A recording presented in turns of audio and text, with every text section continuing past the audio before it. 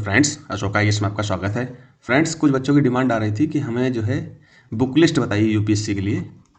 तो हमने कुछ चुनिंदा बुक्स को जो है यहाँ पर चुना है। ठीक है, आप इन्हीं को केवल अध्ययन करके जा सकते हैं और इसके अलावा आपको कुछ भी नहीं पढ़ना। जो भी चीज़ें यहाँ पर हम बता रहे हैं सिर्फ इन्हीं को ही अपना आधार बताना। ठीक है, तो हम चलते हैं सीधे।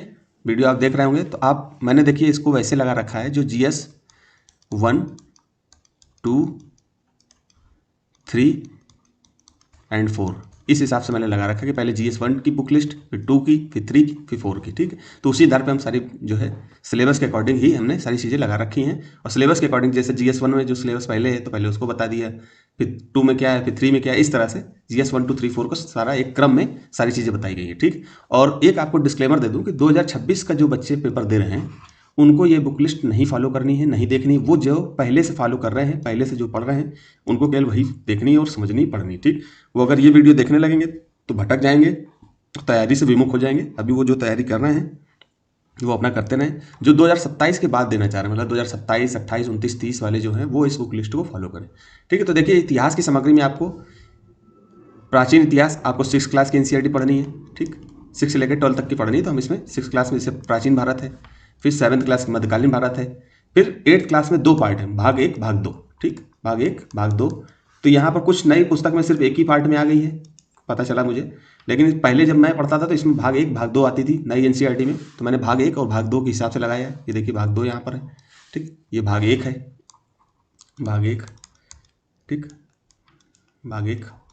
तो आपको आधुनिक भारत में 8th क्लास की NCERT को 2 पार्ट में पढ़नी, भाग 1, भाग 2। अगर एक पार्ट आप न्यू हैं, अभी खरीदने जा रहे हैं, तो एक ही भाग मिलेगा आपको, हो सकता है। ठीक है, आप कंफर्म कर लेना, मुझे कंफर्म नहीं है इस पर।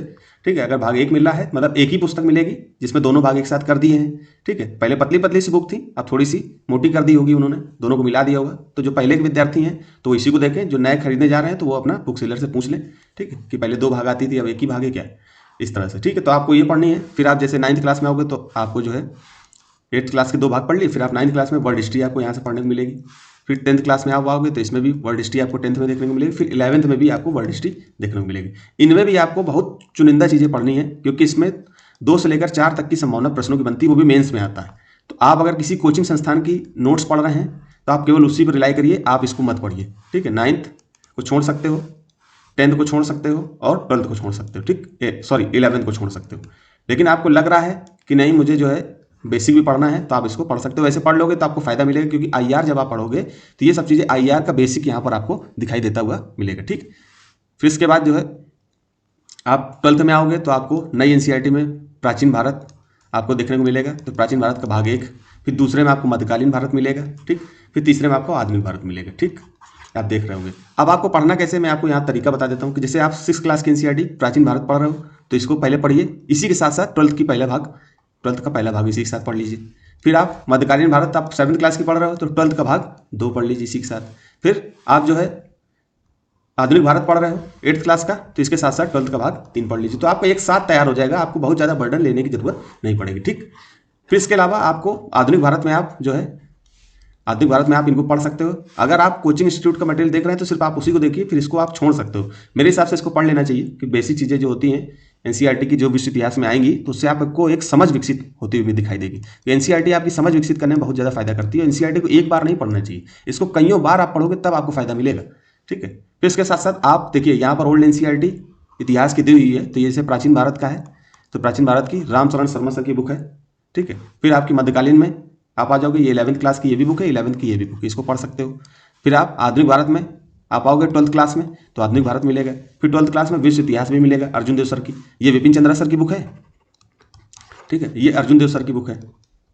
ठीक, अर्जुन देव सर की बुक है। ठीक, इसको भाई आप देख सकते हो। ठीक, तो इनको इन्हीं बुक को देखना और कुछ इसके अलावा नहीं देखना। अगर आप किसी कोचिंग संस्थान से जुड़े हुए हो तो आप इसके अलावा केवल उन्हीं कोचिंग के नोट्स पढ़िए बार बार और NCERT पढ़िए। तो आपको ये NCERT पढ़नी है और वो बुक्स पढ़नी है, इसके अलावा कुछ नहीं पढ़ना है। स्टैंडर्ड बुक्स में मैं आपको ये सजेस्ट नहीं करूंगा कि आपको ये देखें, क्योंकि यही बुक प्राचीन भारत का आप पढ़ोगे तो प्राचीन भारत यही चीज़ें लिखी हुई हैं, थोड़ा बहुत एक आध पेज ऊपर नीचे हो जाता है। रामशरण सर की बुक ये भी है, सतीश चंद्र सर की बुक ये भी है।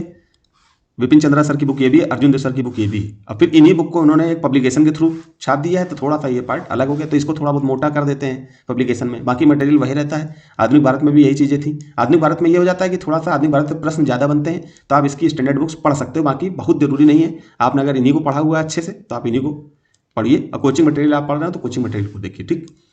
तो मैं स्टैंडर्ड बुक्स अभी आपको ये पढ़ने की सलाह नहीं दूंगा, सिर्फ आपको एनसीईआरटी पढ़नी है। केवल आधुनिक भारत से प्रश्न ज्यादा बनते हैं, तो आधुनिक भारत की पुस्तक विपिन चंद्रा सर की देख लीजिए। कुछ बच्चे स्पेक्ट्रम मुझे कहेंगे, तो स्पेक्ट्रम मैंने नहीं पढ़ी, तो मैं आपको सजेस्ट नहीं करूंगा, क्योंकि बहुत ज्यादा फैक्चुअल और बहुत वैसी बुक है, तो मैं बचता हूँ मोटी बुक्स पढ़ने से, ठीक है।